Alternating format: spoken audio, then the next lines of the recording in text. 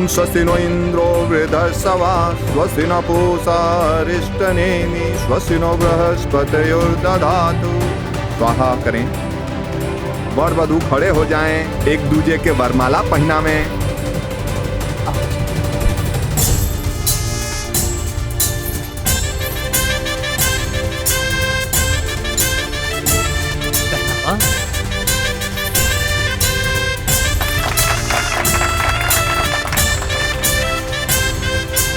अब फेरा लिहल जा। ओम मंगलम भगवान विष्णु मंगलम करुणध्वज मंगलम पुंडरीकाक्षाय मंगलाय तनोहरि। ओम शांताकारं भुजगशयनं। अब वधू के आगे कर दिहल जा।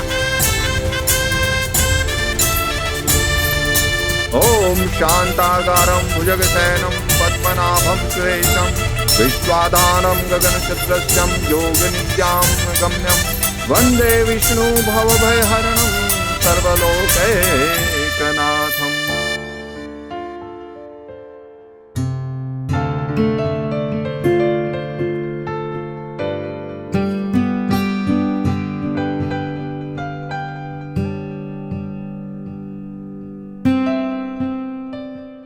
जौन सपना के हम आज तक देखत रहनी हो आज पूरा हो गईल। हम तो अकेला अधूरा रहे।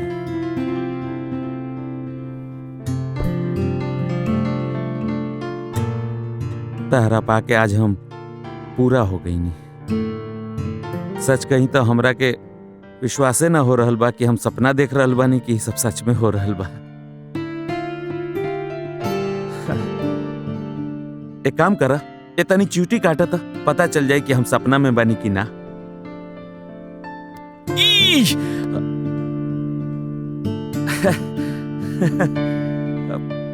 पता चल गई हम सपना नहीं खे देखत। अब जरा अपन चांद जैसन चेहरा तो दिखाओ।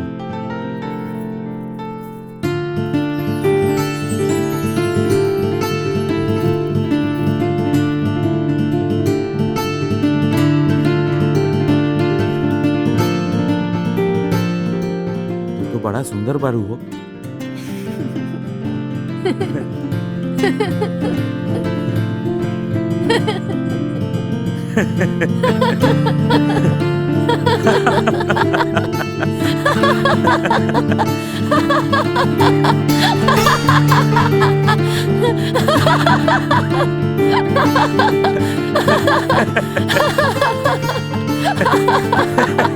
चुप। का भइल? डर गईला का? अरे तू तो हमार दूल्हा हुआ। आज हम खूब खुश बानी। आज हमार शादी हो गईल बा। तू हमार दूल्हा हुआ। आज से हम खूब नाचब, खूब गाब, खूब मस्ती करब। चला तू भी हमारे साथ नाचा। नाचो ना। अरे इका नाचा कर रहल बाड़ू। नाचा हमरा साथे नाचा। आवा ना। अरे आवा ना। क्या कर रहल बाड़ू? चला नाचा। अरे हमार बियाह हो गइल बा हो। चला। अरे छोड़ा। तू ना नाचबा। हमार दूल्हा हमारे साथ नाचत नहीं के। नाचा हमारे साथे। नाचा नाचा। माई माई माई माई कमरा में का भइल? कमरा में भाई हमनी के साथ धोखा भइल बा। कैसे धोखा भइल बरे? ए बाबूजी वो लड़किया पागल बिया। पागल? का बात करता? हाँ बाबूजी वो लोग जाके खुद ही देख ली। वो लड़किया पागल बिया। चलो तब आओ देखा जाए।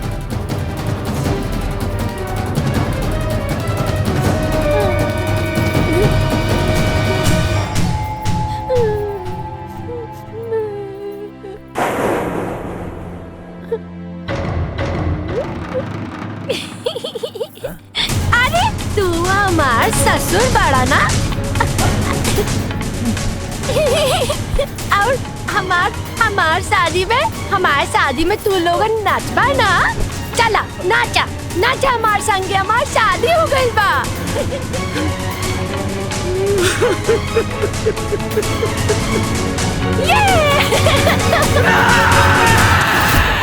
माखन लाल कहाँ बा? माखन लाल कहाँ बा? अरे माखन लाल रे, निकल बहरा। का भाई निकल। इतना शोर काहे मचा रहल बाड़ा? ओ हमरा के बेचे वाली सरदारिन आ गईलू। त का भाई तनी याद करा कि का कहले रहला? काली कलूटी नाटी केहू भी चली, बस 5 लाख रुपया दहेज चाहिए। तब मिल गई ना तोहरा के तोहर 5 लाख रुपया। तो हमरा क्यों पागल? What is this? क्या हो रहा है? ये माखन लाल की ऑफिस है, हंगामा क्यों कर रहे हो? अच्छा, बात तो ऐसे कर रहल बड़ा जैसे तारा के कुछ मालूमे नहीं के। एगो पागल लड़की से हमार बियाह करवा देला, हमार जिंदगी बर्बाद हो गई और कहा तारा कि का भइल? एक कहल जाला बतला बतला बतला। तू का कहला? तुम्हारा साली से बियाह ना कहला, हमारा साली से बियाह ना कहला, नाटी ना लेनी खाते हमारा अपमान कहला। यही ना थे गुस्सा में हम तुमसे लेनी बदला बदला बदला बदला। यस बदला। हाँ। हम तहार बियाह.com में आग लगा देब और वही में तारा के झोंक देब। गोदाम ना जो तू आग लगा देबा, 1 सेकंड में तोके जेल भेजवाइब हम। और सुनो, तू जाने ला ना साधु भाई के? बहुत अच्छा से जाने नी। वो साधु भाई के दहेज में दिहल रकम जो बानी, ओकरा साथे साथे ओकरा बहिन के घर में फेंक के आइब। ऐसन गलती करी हा मत। तनी ब्लड प्रेशरवा अपन लोग के बतियावा। सनपाती न जो कर खोपड़ी, सुबह का माफिया हो, आदमी जानवर नियन काटेला। वो पहले तहरा के गोली मारी, फिर तोहरा शरीर पे वह 5 लाख रुपया बिछा के घासलेट गिरा के मर दई आग। ए माखन लाल, हाँ वो साधु भैया हमरा के जलावे, हाँ चाहे गोली मारे, लेकिन हम वो लड़की के अपना घर में ना रखब। कहे कि ओकरा राखल 100 मौत के बराबर बा, 100 मौत के। वे कहीं कि इतना आसानी से तू हमार ब्याह कैसे करवा देलू? हैं? बेच देलू हमरा के एगो पागल के हाथे। अरे हमार बाबूजी कितना बार समझा समझा के थक गईले, लेकिन हम तहार दोस्ती पे भरोसा कईनी। बियाह.com वाली अच्छा निभावलू दोस्ती। राजू तू साधु भैया के ना जानेला। अरे जाने नहीं हम साधु भैया के। साधु भैया हमरा के नहीं जानत।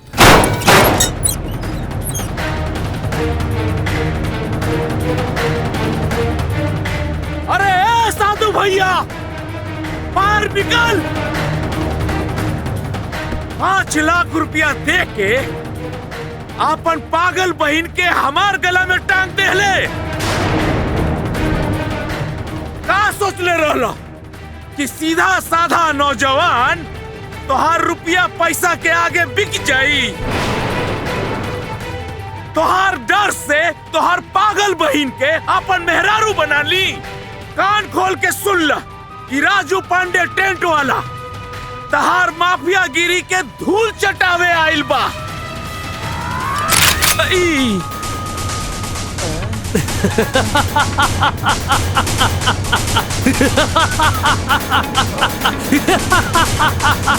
अरे मेहमान जी, ए गेट खोल, मुंह देखा था। आई। और एक बात कान खोल के सुन ले कि जौन चीज हमरा पसंद आ जाला ना, ओकरा पावे खातिर हम कुछ भी कर सकेला। चाहे हमरा छल करे के पड़े, चाहे हमरा बल के इस्तेमाल करे के पड़े, चाहे हमरा कुछ भी करे के पड़े। भैया हाँ देखी ना के आइल बा। मेहमान मेहमान ए लेके जा सन एकरा बाहर, बढ़िया से समझाता सन। ले जो ले जो। मेहमान आ गेला। मेहमान मेहमान आई आई बैठी बैठी बैठी। अरे बैठी महाराज, अरे बैठी ना। अरे हे रघु काका, अरे मेहमान आयल बड़े हो। अरे चपलवा खोली मेहमान। अरे खोली खोली। ए जा जा जा जा, जा। थरिया में पानी लेके आवा, मेहमान के गोड़ धोवे के बा। अरे पहला बार आइल बानी, पाँव तो पखारा ही के पड़ी ना। अरे रहुआ परेशान मत होगी। अरे लावा लावा लावा लावा रखा। हाँ गोड़ रखी मेहमान, पानी गिरावा। हाँ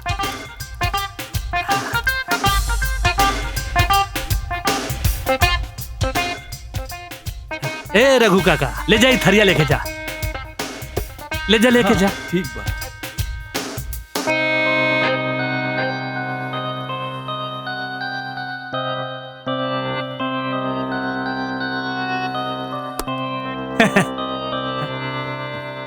अरे इसे डराए के बात नहीं के मरते, उस सुरक्षा के पॉइंट ऑफ व्यू से ई गन हथियार रखे के पड़ेला, रख ला। अरे डरा मत, लाइसेंसी हमर दे। हाँ ना ना रउआ रख ली, रख ली। वाह, अरे ऐसे ही दुल्हा तक खोजत रही हम गीता खातिर। हे भगवान, साक्षात सीधा साधा एकदम व्यवहारिक दुल्हा। जा मेहमान, दिल खुश का देला, आशीर्वाद बतौरा। बेटा राजू पांडे, ऐजा कुछ बोलला ना तो ई खोपड़िया खोल दी। एकर बहिन के अगर वैजा कुछ बोलल गई तो पता ना उ का करी। चुप रहे में भलाई बा। हाँ बाबूजी, सासू माँ। अरे खाना खा रहल बाड़ा का? खाली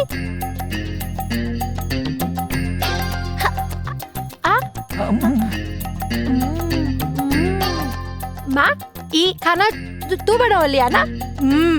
बहुत स्वादिष्ट।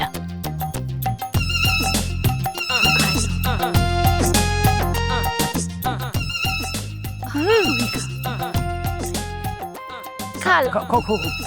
खाओ, अरे खाओ ना।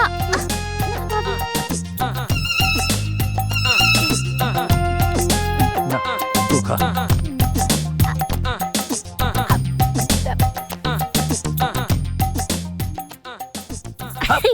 क्या करता रे? ससुर जी के तो ई गंदा हो गई, हम धो देता नहीं। अरे पापा क्या करता रे? अरे अरे साफ कर देता नहीं। हम न कहीं जाए। आज हमार शादी हो गई बा और आज हम खूब नाचब, खूब गाना गाएब, हम खूब गाना गाएब। चल ना हमारे साथ।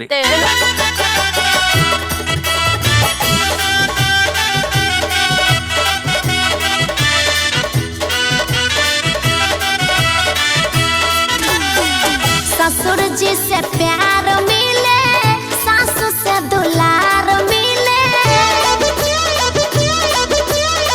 ससुर जी से प्यार मिले, सासू से दुलार मिले।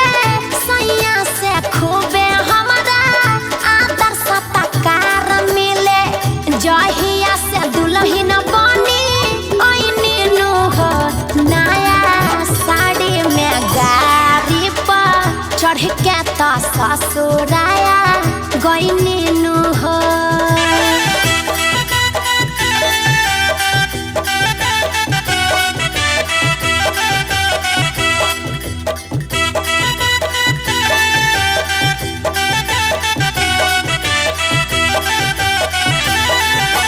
सबकर हम तो दुलारी हाई के हो से नाला जाइले हो। गादा वाला पलंग पर सुत के, गादा वाला पलंग पर सुत के पंखा खूबे चलाइले हो। गादा वाला पलंग पर सुत के पंखा खूबे चलाइले हो। खूबे निकला गेला, हम सुती सब जागेला। कहियो न खाना हम बात न बनीनु हो। नया साड़ी में गाड़ी पर चढ़ के तो ससुराया गइनी नु हो। नया साड़ी में गाड़ी पर चढ़ के तो ससुराया गइनी नु हो।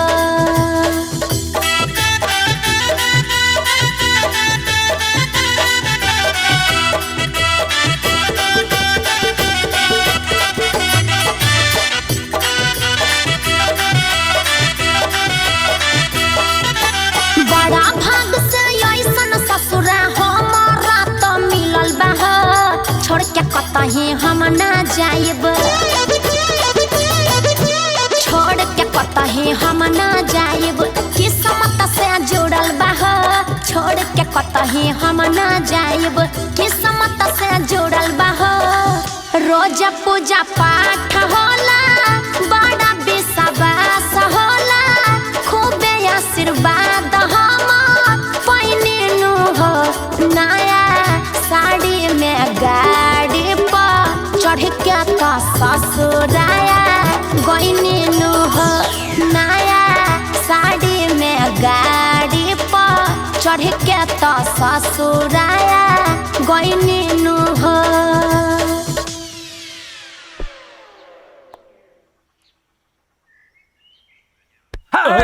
बाबूजी ये सब कहा? अरे ये कपड़वा कैसे फाट गई? भाग ससुर कहीं का। ससुर कपड़वा कैसे फाट गई? धोखा देलस न तोरा के बियाह.com वाली है। ससुर बियाह करे खातिर इतना पगलाई रहलो कि घर में लिया के पागल बैठा देले। आ वो एगो बाहुबली के बहन के वो बियाह.com वाली के अभी बुलाओ। वो बाहुबली के बहन और ओकर 5 लाख रुपया ले जाके ओकरा मुंह पर मार। ई पागल घर में ना रही, ले जो एकरा के हंस। हाँ भैया, हमरा के पागल भौजी ना चाहिए। दुल्हन तो सुंदर बिया, पर पता नहीं विधाता ओकरे साथ ऐसन काहे कैले। अच्छा दुल्हन सुंदर बिया, अरे भाग्यवा इतना सब हो गई, अब तारा समझ में नहीं आवत रे। काम हो देखता रे हैं। सुन, हमनी के निर्बंसी रह जा, लेकिन पागल हमरा घर में ना रहे। ले जो एकरा कभी कभी यहाँ से।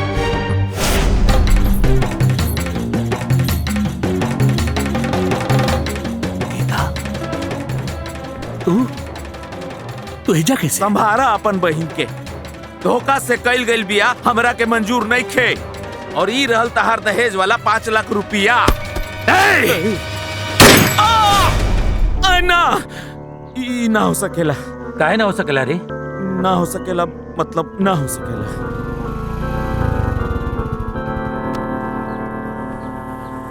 नमस्ते राम प्रसाद जी। नमस्ते। आए वकील साहब। ये का हाल बना के रख ले बड़ा? ना हो कुछ ना, बैठी बैठी। बधाई हो राम प्रसाद बाबू। सालन से कोर्ट में चल रहल तोहार जमीन के केस के आज फैसला हो गईल। अरे तू केस जीत गईला। आइला अपन जमीन के कागज। अब हक से जाके अपन जमीन पर खेती बाड़ी करा। वैसे राजू बेटा, तोहरा के भी ब्याह के बहुत बहुत मुबारकबाद जी। अरे बहुरिया के घर पे कदम पड़ते ही देखा कितना बड़ खुशखबरी आ गई बा। राम प्रसाद बाबू बड़ा सौभाग्यशाली दुल्हन मिलल बिया। साक्षात लक्ष्मी बिया लक्ष्मी। हमके इजाजत दी। अच्छा तो प्रणाम, हम जाता है।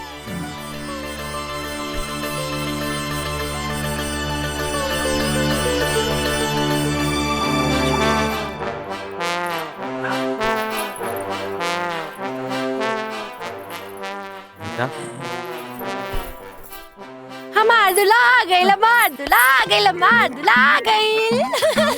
अरे ससुर जी, अरे का होगा? हम कहनी अलू के हमरा के मत ले चलो। हमरा के देखते ही आग बबूला हो जाई। अरे सुनना, हमरा के बहुत भूख लागल बा और केहू हमके खाना नहीं के दे। तहरा के भूख लागल बा ना, हम तहरा के खिलाई। ठीक बा? पक्का? पक्का पक्का। पक्का। चलो। हाँ चली। हाँ चल चल। पूजा खाना लेके आओ। अरे चल चल।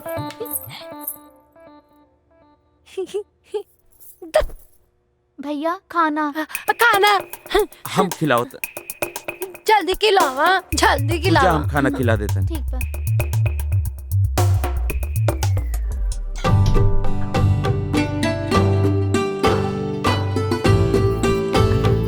अच्छा एक बात बताएं? का? ऐसे नहीं, एकदम ऐसे नहीं। हमार रघु काका हमरा के खिलावत रहे। तू हमरा के खिलाइबा?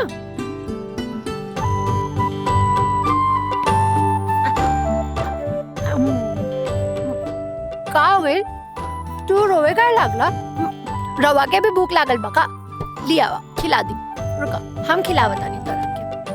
का कहीं पर? चलो ठीक है।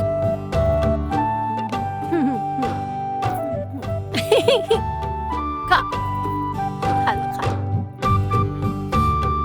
हमार पेट भरल बा। अब तू खा। पक्का? पक्का। ठीक है। हम खा लेता नहीं।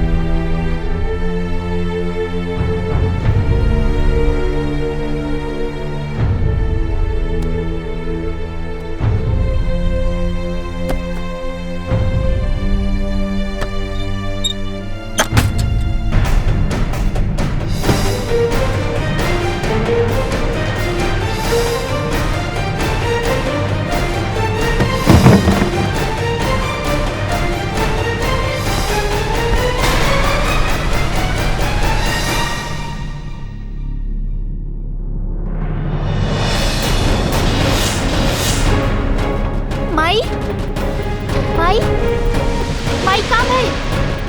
भैया, बाबूजी, देखिए ना माई की साफ हो गई।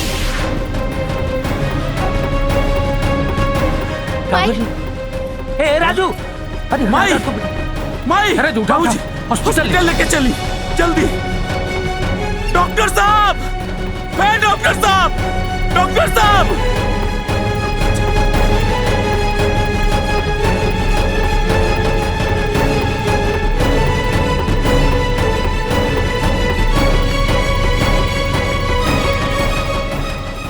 ले जाइए फटाफट इनको अंदर।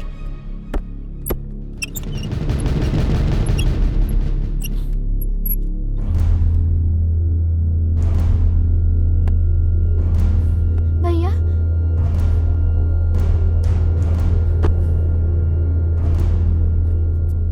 राजू, का भेल रे? अरे का भेल रे? अरे कुछ बताई भे। अरे का भइल?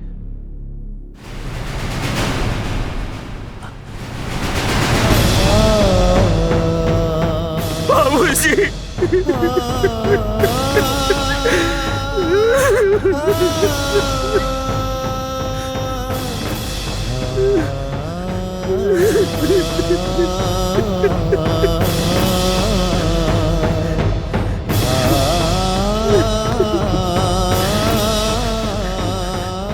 अरे खाली रोबे करबे कि कुछ बताइबे रे?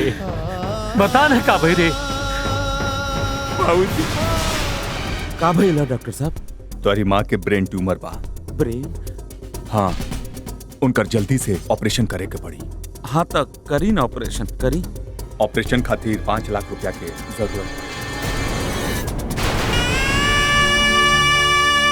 ए बच्चों, ते अपना माही के जिंदगी बचावे खातिर अपना जिंदगी के दाव पर लगा देले रे। और हम ना जाने तोरा के का कहत रहनी। अरे रे बबुआ, हमरा के माफ करिए रे। अरे ना बाबूजी, ये का करो तानी? बाबूजी, बाबूजी।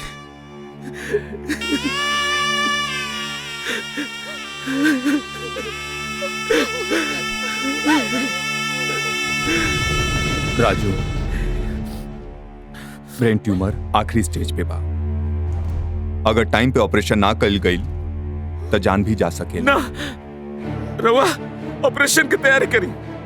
पैसा के इंतजाम हो गई बा, पैसा के इंतजाम हो गई बा। तो ठीक बा, परसों की तैयारी करी ऑपरेशन खातिर।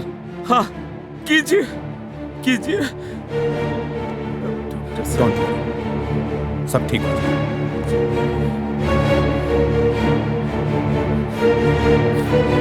तानी लोग समझत काहे नहीं खे यार? जेकरा से हमार बियाह भइल बा ओकर भाई बहुत बड़ा माफिया, बहुत बड़ा गुंडा बा। केहू ओकरा से बियाह करत ना रहे, यही से हमरा फसावल गइल बा। अगर हम ओकरा के छोड़ दी तो ओकर भाई हमार जान न ले ली।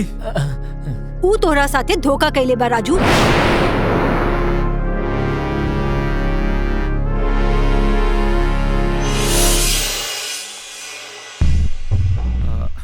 हमरा के मालूम बा कंचन, लेकिन हमरा के ना मालूम रहे कि ऊ लड़की पागल बिया, और इहो ना मालूम रहे कि तू अपन माई के ऑपरेशन खातिर दहेज की बात करत रहला।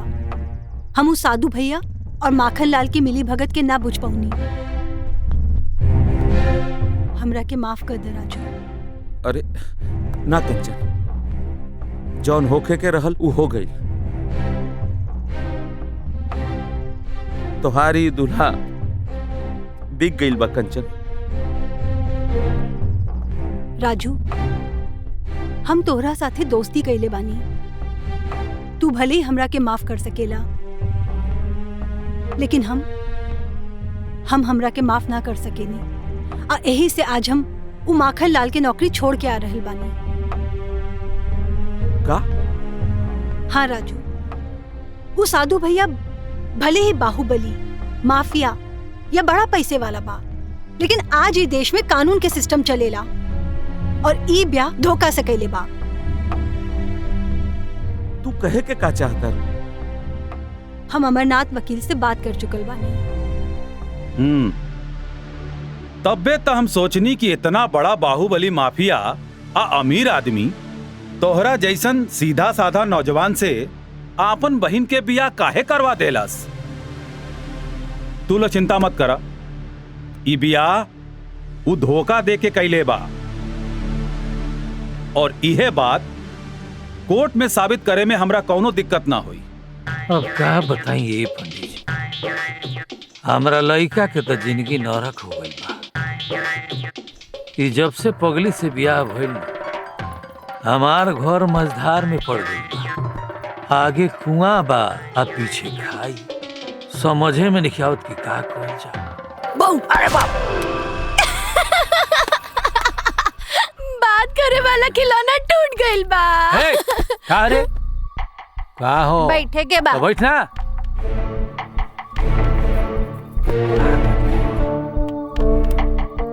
अच्छा, ओए सुनी, एगो बात पूछे के बा हम कि फोन से उतनी दूर से जब आदमी बोलेला तो फिर यहाँ आवाज कैसे सुनाई दे देता? देखो होला कि ते जो घर में जो बाप, हम ना जाइब और काहे जाई, हम एजा रहिब और एजा ही खेलब।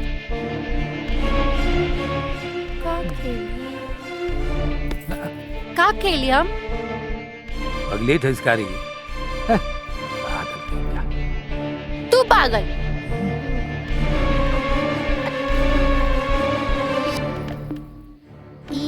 हमार सासू कहीं गई बाड़ी का मेला में? ला बाबूजी टिफिन। टिफिन आयल बा, टिफिन पकड़।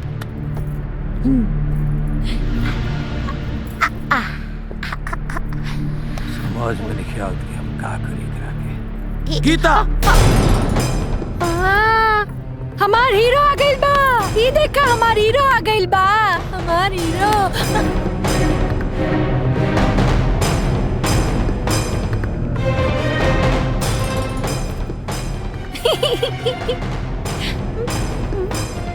अरे जा रहे चुपचाप, बुझले? चुप। बाबूजी, चिंता करे के कोनो जरूरत नहीं है। वकील बाबू जो बड़े नो अमरनाथ जी, उनका से बात हो गई। कहा? तू चुपचाप रह ऐजे, उनका से बात हो गई। ई पगली से बहुत जल्दी छुटकारा मिले। राजू पांडे,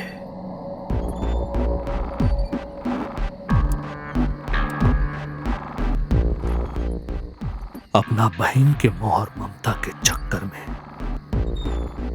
वो 2 कौड़ी के टेंट वाला से प्यार मोहब्बत से का बात कर लेनी कि वो हमार दहशत के भुला गए, वो हमार माफियागिरी के भुला गए,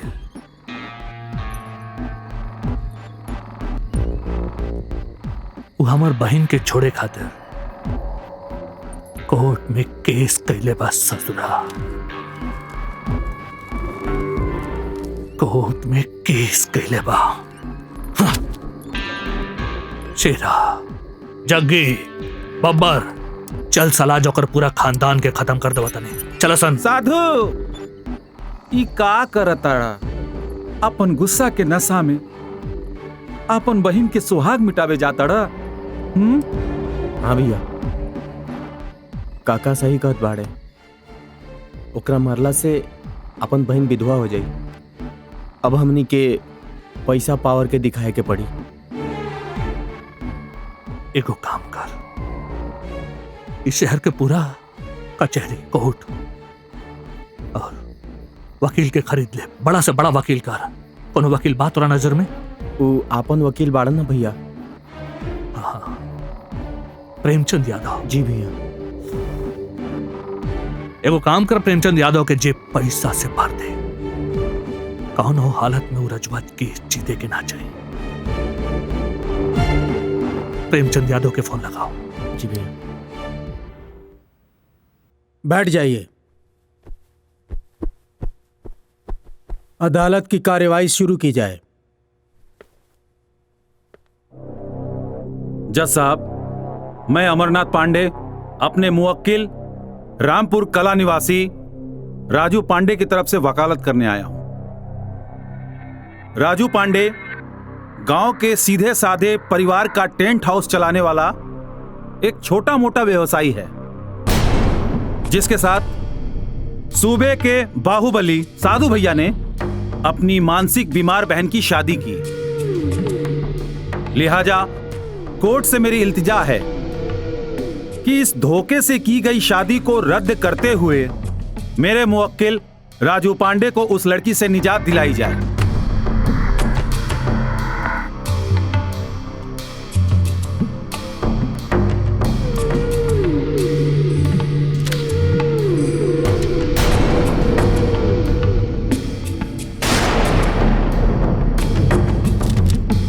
साधु भैया का पैरवी करने के लिए कोई वकील है?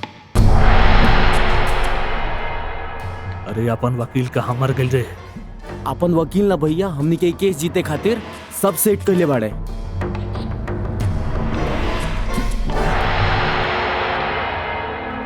सॉरी जज साहब, थोड़ी देर हो गई। का हो अमरनाथ जी, आज फिर आ गईला हमारा सामने? हार जाइबा। नाऊ ठाकुर कितना बार, अभी सामने आ जाई। चला आपन झूठ के पिटारा खोला। Order order. आप लोग कोर्ट का समय नष्ट ना करें, आगे की कार्रवाई शुरू करें। क्षमा चाहता हूं जज साहब। जज साहब, अदालत के इस केस में समय बर्बाद करने जैसा कुछ है ही नहीं। हमारे क्लाइंट ने ब्याह.com द्वारा शादी की थी, जो कि एक बहुत ही प्रतिष्ठित कंपनी है, और ये शादी दोनों परिवारों के मेल मिलाप और आपसी सहमति से हुई थी। लेकिन सच्चाई यह है कि अमरनाथ जी का क्लाइंट एक नंबर का लालची और लोभी है, जबकि हमारे क्लाइंट इस शहर के सबसे धनी व्यक्ति है। ये देखकर राजू पांडे बौखला गया और हमारे मुवक्किल की बहन गीता को धमकाने, डराने, जलाने और छोड़ने की बात कहकर दहेज की डिमांड करने लगा। जज साहब, इस बात की चश्मदीद गवाह को मैं अदालत के कटघरे में बुलाना चाहूंगा। इजाजत है। इस केस की गवाह है ब्याह.com में काम करने वाली एक लड़की कंचन मिश्रा। कंचन, हाजिर हो।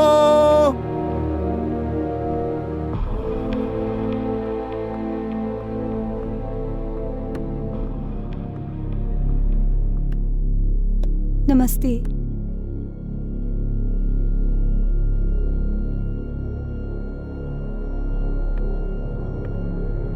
मैंने सुना है कंचन जी कि मुवक्किल राजू पांडे की आप खास दोस्त हैं। जी। दोस्ती होना अच्छी बात है, जिसके लिए आप अपने सेठ माखन लाल के लाख मना करने के बावजूद भी छुप छुप कर राजू पांडे के लिए रिश्ते दिखाते रहे। Am I right? बोलिए, क्या यह सच है? जी। राजू तमाम लड़कियों को देखने के बाद कुछ न कुछ बहाना बनाकर उन रिश्तों को टालता रहा और अंत में आपने अपनी एक बचपन की सहेली जो कि बहुत गरीब है उसे अपने घर में बुलवाया। अब आप ही बताइए, क्या उस लड़की में कोई कमी थी? बताइए, जवाब दीजिए, कोई कमी थी? नहीं। कमी थी, कमी थी जज साहब, क्योंकि वो एक गरीब और अपाहिज बाप की बेटी थी। अब तुम ही बताओ कंचन कि राजू ने गीता से शादी करने के लिए 5 लाख रुपए दहेज मांगा था कि नहीं? सच बताओ, तुम भी एक लड़की हो, कल को ये तुम्हारे साथ भी हो सकता है।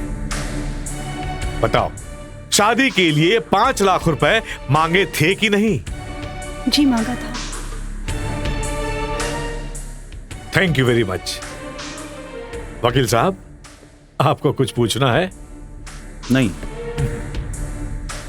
ठीक है, अब आप जा सकते हैं।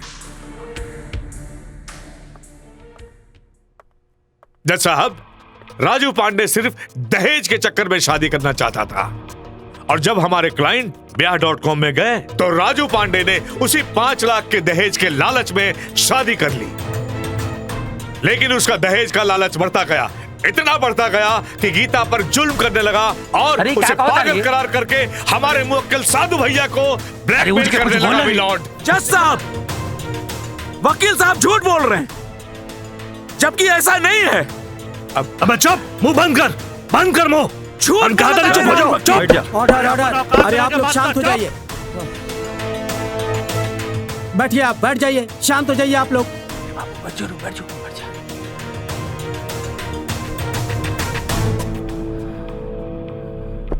प्रेमचंद जी, आप कंटिन्यू कीजिए। जज साहब, न जाने कितनी लड़कियां दहेज का शिकार होकर अपनी जान गंवा रही हैं, जो कि समाज के लिए एक कलंक है। इसलिए आप ऐसा फैसला सुनाइए कि आज की तारीख समाज के लिए एक मिसाल बन जाए। थैंक यू जज साहब।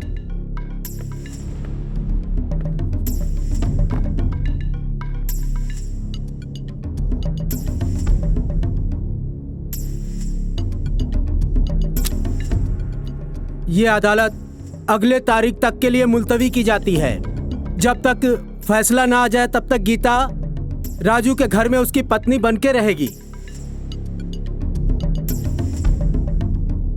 Court is adjourned.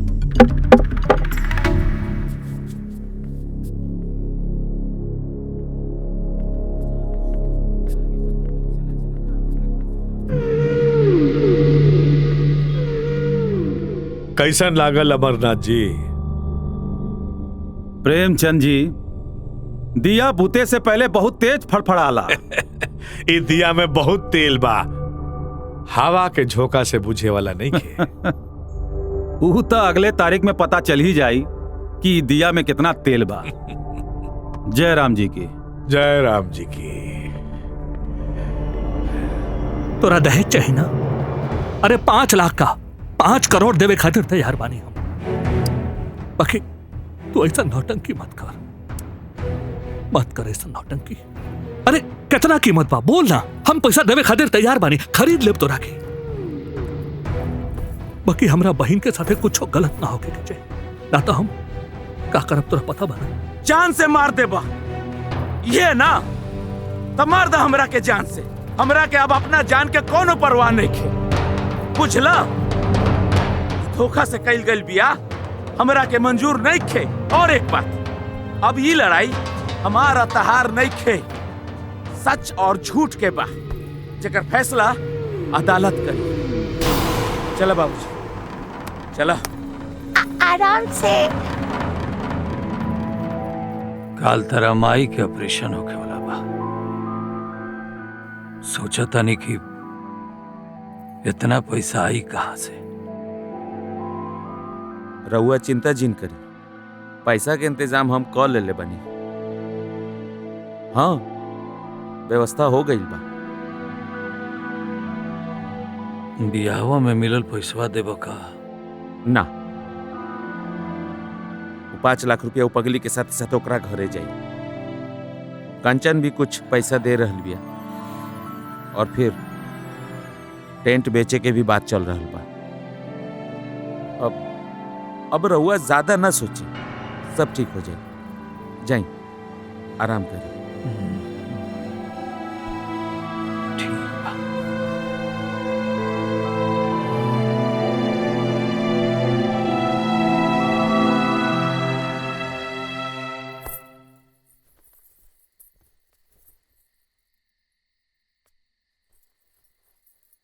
हमरा के मालूम बा कि रउआ हमरा के छोड़े छोड़े चाहता नहीं। उ का है ना, हम पागल हई।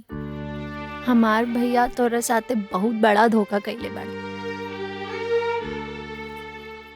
देखी, जब कोर्ट का फैसला आ जाए तब हम अपन घर चले जाए, पक्का। हम तो हर दुल्हन तो ना बन पाईनी, पर एगो अच्छी दोस्त तो बन सके नी ना। बनबा?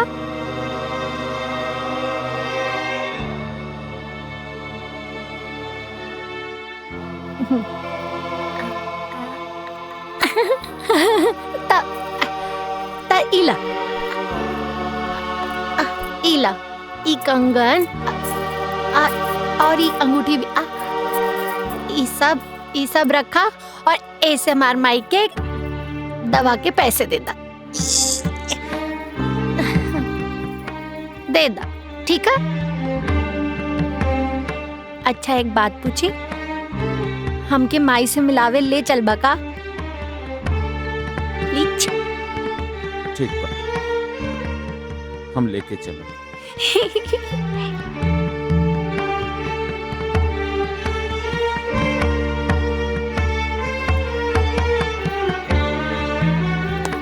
हम कल जाए आपन माई से मिलब।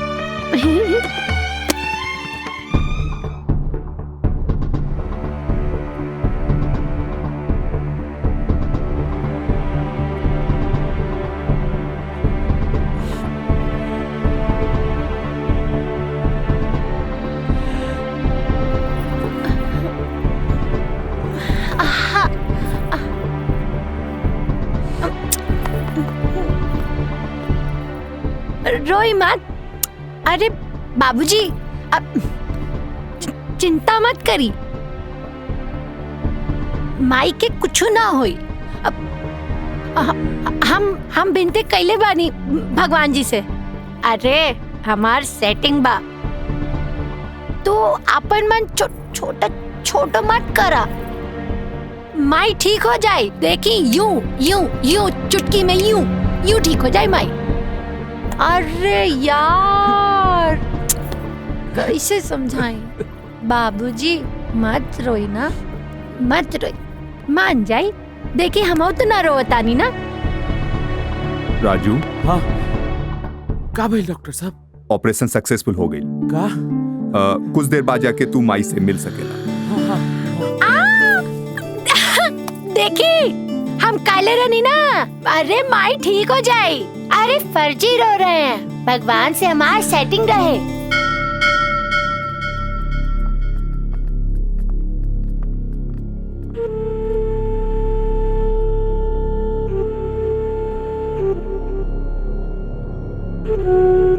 कैसन बाड़ू?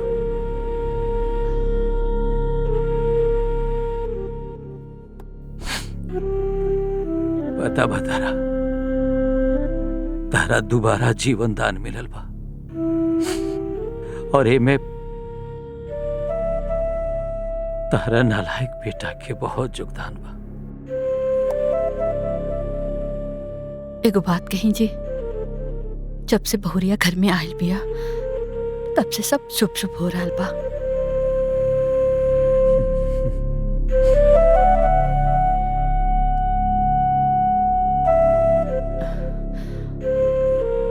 राजू, दुल्हन कहाँ बिया? बहरे हुई, हम लेके आवत नहीं।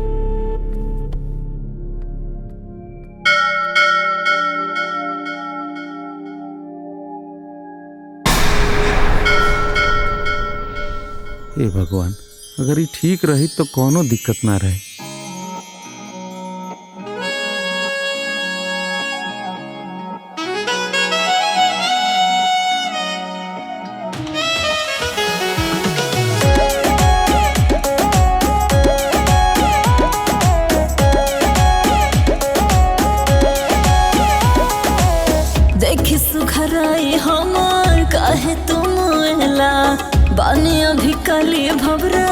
बन के काहे छुएला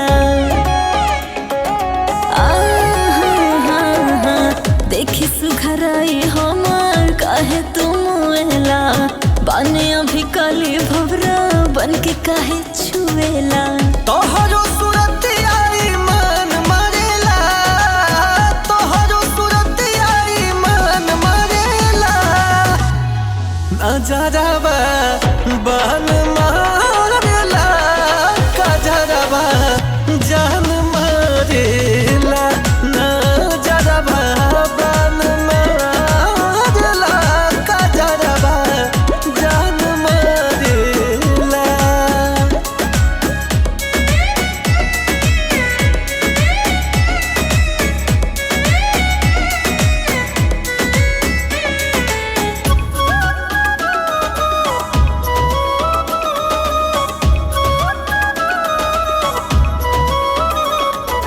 बड़ा तू तारीफ हमर करता रहो हमर लगा है हारता रहो नागिन जैसे बल खाए रे हमरो पतरी कमरिया मन करे तोहरे नामे लिख दी सौसे उमरिया उठावा तोहार मुस्कान मारेला उठावा तोहार मुस्कान मारेला नजरबा बहन मारेला कजरबा जान मारेला नजरबा बहन मारेला कजरबा जान मारेला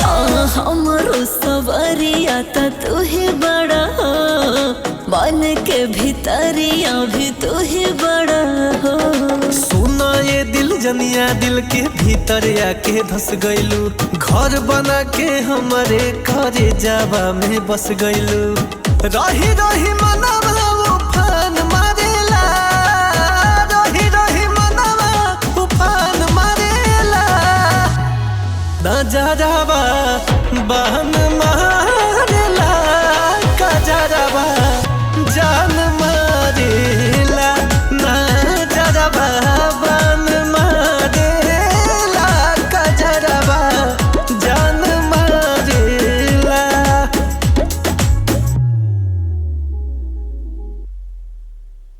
गीता माई बुलावती है।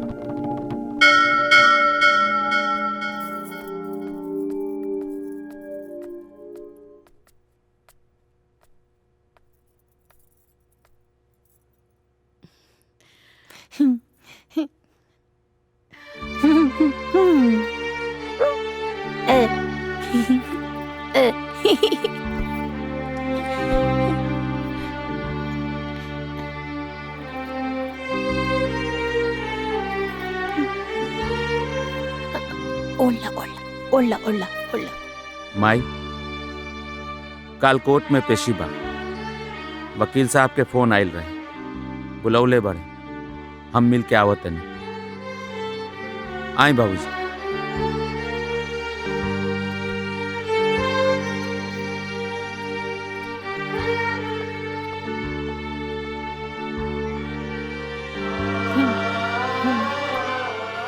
माई माई पता बा अब हम ना सबके काले रनी कि तू बच्चे ही बू पर सब रोत रहे सब के सब पागल है ना और हम सब भगवान जी से अब मंगले रहनी कि तोरा के बचा ली और मालूम है हम अपन पूरा कंगन पूरा का पूरा कंगन सब दे देनी कि हमार माई के सही कर दा और उनका लेके आवा फटाफट। अदालत की कार्यवाही शुरू की जाए। जज साहब, पिछली तारीख को मेरे फाजिल दोस्त प्रेमचंद ने मेरे मुवक्किल को दहेज लोभी साबित करने की भरपूर कोशिश की और गवाहों को गवाही दिलवाकर साबित भी कर दिया। ये काबिले तारीफ है। लेकिन मेरे मुवक्किल राजू पांडे ने दहेज का डिमांड सिर्फ अपनी माँ के इलाज के लिए किया था, क्योंकि उसकी माँ को ब्रेन ट्यूमर है जिसका 2 दिन पहले ही ऑपरेशन हुआ है। ये रहे अस्पताल से निकाले गए राजू के माँ के ऑपरेशन के बिल। ऑब्जेक्शन मी लॉर्ड, दहेज दहेज होता है, उसके लिए किसी की बीमारी से कोई लेना देना नहीं है। हमारे काबिल दोस्त अदालत के सामने इमोशनल कार्ड फेंक कर केस को उलझाने की कोशिश कर रहे हैं। साधु भैया खुद अपनी बीमार बहन की शादी कराने के लिए विवाह.com वालों को लाखों रुपया, गाड़ी, बंगला सब कुछ देने को तैयार थे। लेकिन वो बीमार नहीं है। वो बीमार है। वो बीमार नहीं है। वो बीमार है। वो बीमार नहीं है। वो बीमार है। मैं कहता हूँ वो बीमार नहीं है। वो बीमार है और उसका मेरे पास सबूत है। क्या सबूत? ऑर्डर! आप लोग अदालत की कार्रवाई में बाधा पैदा कर रहे हैं। शांति से बैठिए।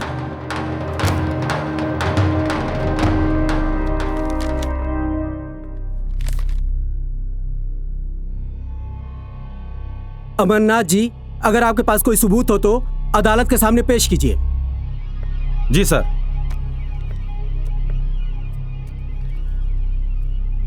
जज साहब, इस सूबे के सबसे बड़े अस्पताल नवजीवन क्लिनिक के वो बिल हैं जहां पे साधु की बहन का इलाज चल रहा था और बरसों से चल रहा था।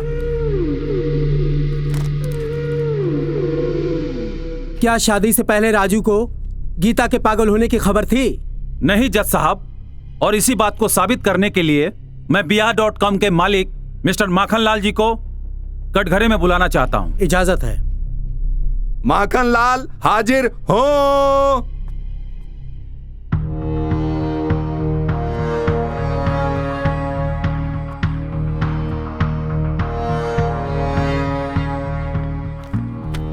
हाँ तो माखनलाल जी। जी सर। आज मैं उम्मीद करता हूं कि आप बिना डरे सच बोलेंगे। सर झूठ बोले कौवा काटे सर। ऑर्डर ऑर्डर, शांति बनाए रखिए। हाँ तो माखनलाल जी, आप ये बताइए कि साधु भैया आपके ऑफिस में आए थे? जी। साधु भैया अपने बहन की शादी के लिए बंगला, गाड़ी और मुंह मांगा रुपया देने के लिए तैयार थे? हाँ जी जी जी सर। क्या साधु भैया ने बताया था कि उसकी बहन बीमार है और इस राज को राज रखने के लिए आपको पैसे का लालच दिया गया था और धमकाया भी गया था? जी सर। सर हम बहुत डर गए थे सर। सूबे के माफिया हैं सर। कहाँ गोली मारे, कहाँ गोली निकाले, कहाँ पता सर, डर के मारे बोल दिए सर। धन्यवाद, आप जा सकते हैं। जी सर। जज साहब, अपनी बीमार बहन की बीमारी छुपाने का और गुंडागर्दी के खौफ पर राजू जैसे सीधे साधे नौजवान से अपनी बहन की शादी करने का अपराध साधु भैया ने किया है। अब मैं खुद राजू के मुंह से आपको कुछ सुनाना चाहता हूं। इजाजत है। राजू हाजिर हो। जा बेटा।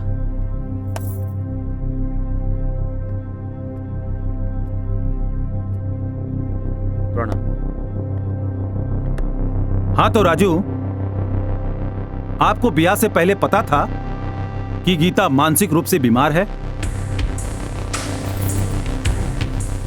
नहीं जज। लेकिन फिर भी अदालत के सामने मैं तुमसे गीता को अपनाने की विनती करता हूं, क्योंकि गीता बीमार है। इसमें उसका क्या दोष है? दोष है तो उसके भाई साधु का है।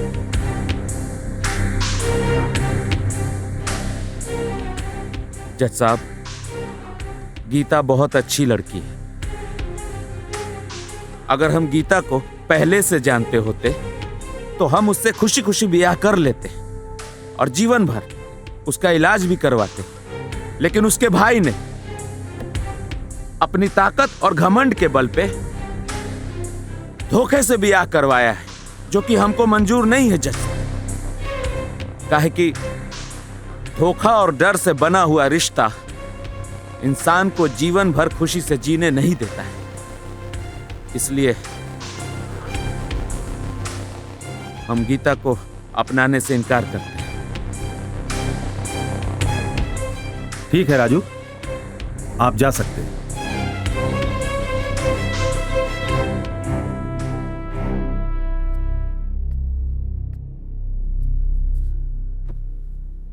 जज साहब, अब फैसला आपके हाथ में है।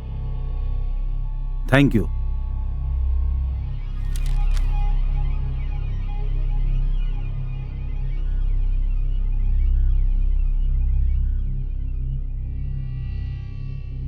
तमाम सबूतों एवं गवाहों के मद्देनजर यह अदालत इस नतीजे पर पहुंची है कि साधु ने अपने मानसिक रूप से बीमार बहन की शादी भोले भाले राजू से एक षड्यंत्र से कर दी।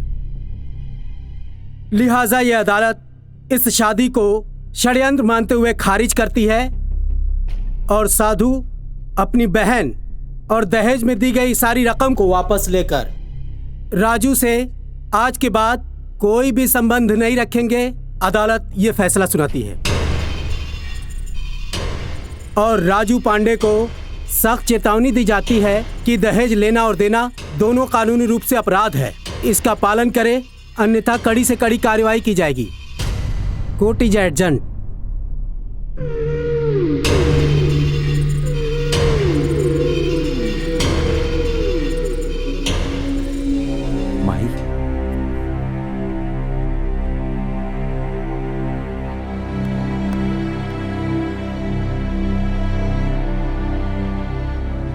अब सब ठीक हो गई। हम तहरा के आज दूदू को खुशखबरी सुनावता नहीं। हमनी कोर्ट में केस जीत गई नहीं। वो पगली से अब छुटकारा मिल गई। अब साधु भैया आई हैं।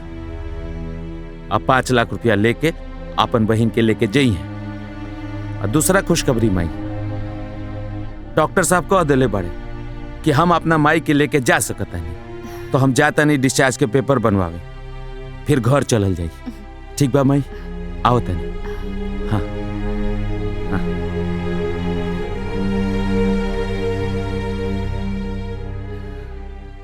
मन तो करता कि तोरा के गोली मार दी। माफी माफी माफी माफी। अरे तोरा के मार के भी क्या हुई रे? बढ़िया रहेगी। हम खुद के गोली मार दी। हाँ। अरे का बुजदुली कर रहल बाड़ा? तनिक सोचा, अगर तहरा के कुछ हो जाए तो गीता बिटिया के का होई?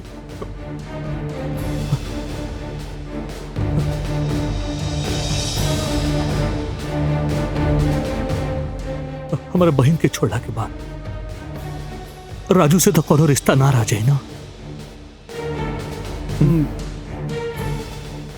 एगो काम करता नहीं, जौना धूमधाम से हो राजू हमारा बहन के लेके गई रहे ना,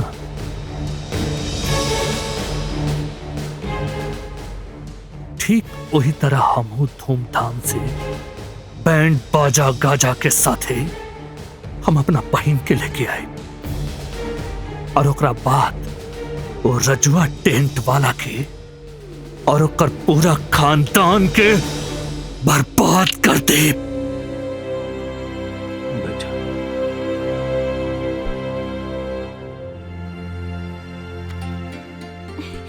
माई कैसन बानी? ठीक है ना? भाभी तो एकदम बदल गईली। आज पूरा घर के सफाई कैली है और मंदिर में पूजा भी कैली है और हमर खाना बनावे में मदद भी कैले बाड़ी। अच्छा। हम दिखा तानी।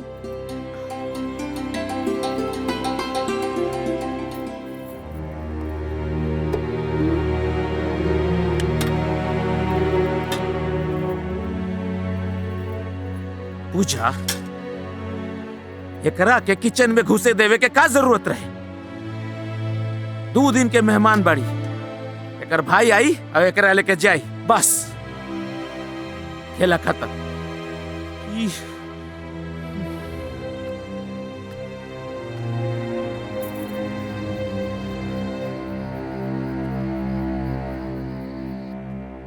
ई हम खाली खाए।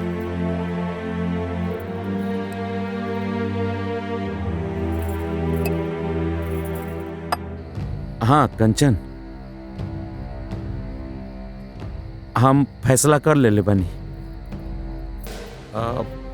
जौन लड़की से ब्याह करे खातिर हम 5 लाख रुपया मांगले रहनी, उ लड़किया से हम ब्याह करे खातिर तैयार बनी। जैसे ही गीता ई घर से जाई अब हम ओकरा से ब्याह कर ले। ठीक ठीक ठीक।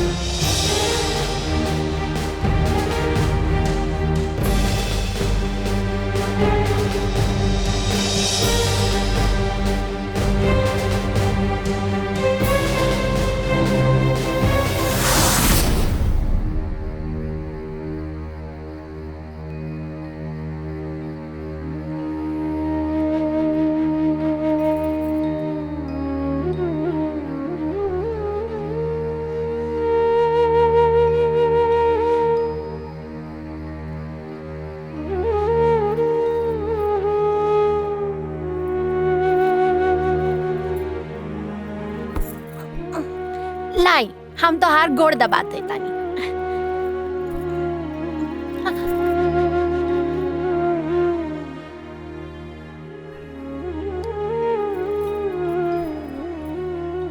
ए जी हम जब अपन भैया के घर चल जाए तो द्रवा हमरा से मिले आइबा ना।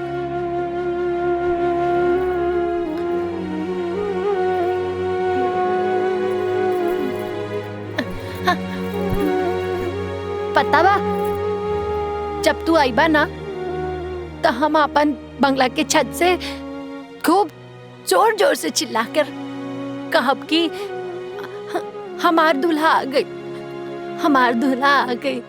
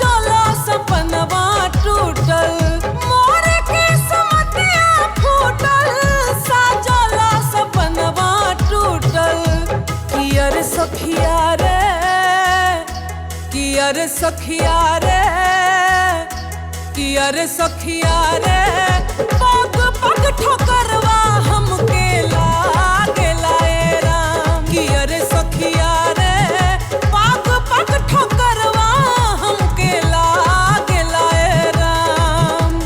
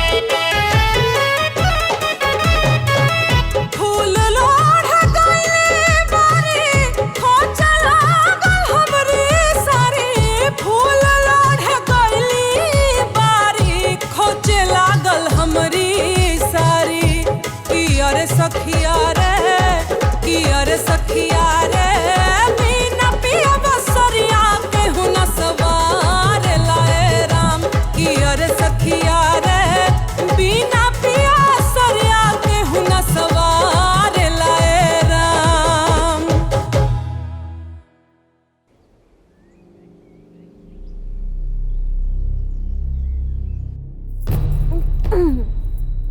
अब ना अब हमरा के जब जब त्योहार याद आई तब तब हम त्योहार फोटो देख लिए।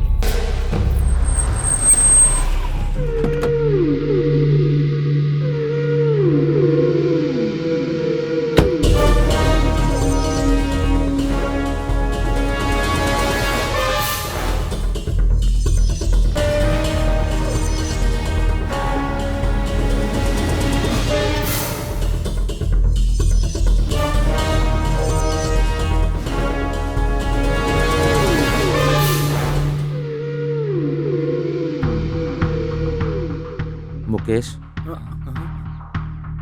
साधु भैया के दहेज के रकम लौटा था।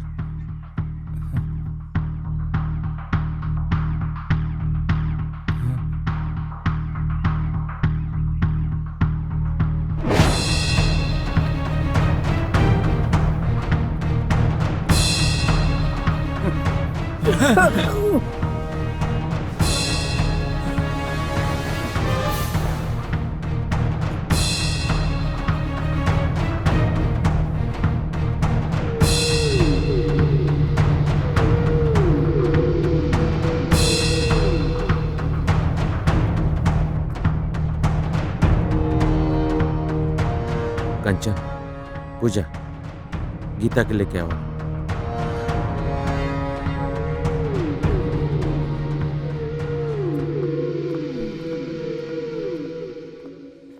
गीता तैयार हो गई लू? चला तोहरा के लेवे तोहार भैया आइल बाड़े। चल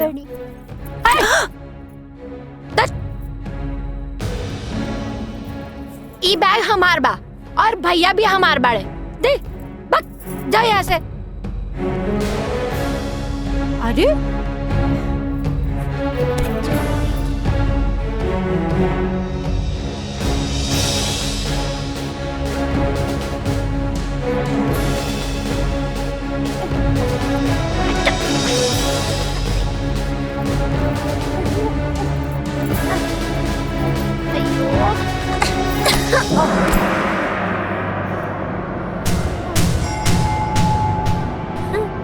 हमार भैया आ गई ले। का भइल माई, काहे रो रहल बाड़ू? देखा आज हम जाता नहीं, कल सब चल जाए। और सुनी, दवा ना टाइम पर खइहा और हमरा के फोन करिहा, हम खूब बात करब, ठीक बा? रोजिन। अरे ससुर जी, रवा तो ऐसे रोवता नहीं जैसे रवा बेटी विदा करता नहीं। अरे पूजा की जब विदाई हुई ना तब जी भर के रो लिया, ठीक बा? अब आंसू पोछा।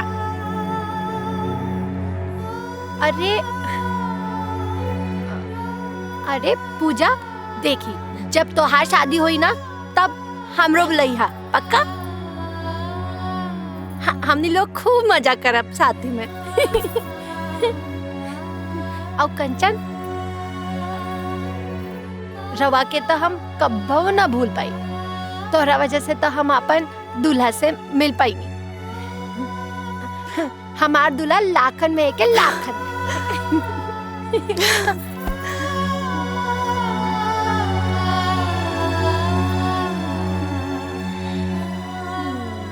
दूल्हा, हम तोरा के याद आइब ना, देखी जब हमार याद आई ना तो हमरा के फोन करिहा, ठीक है? हम ना भाग के आ जाए। तोहार साथ बितावल हर पल हम कबो ना भूल पाए। तू हमार सबसे अच्छा दूल्हा बा। हमार भैया आ गए, हम जाता नहीं अब। हमार भैया आ गए, हमार भैया आ गए।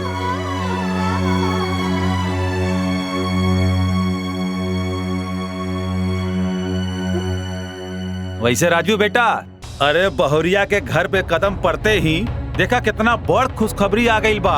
माई ठीक हो जाए, देखी यूं यूं यूं चुटकी में यूं। इला ई कंगन और ई अंगूठी ई सब रखा और इसे हमार माई के दवा के पैसे देता।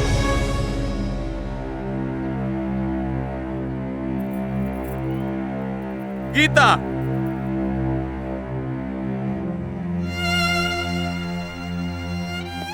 साधु भैया हमरा के माफ कर दी। काहे कि अब हम और ये हमार परिवार गीता के बगैर ना जी सकता।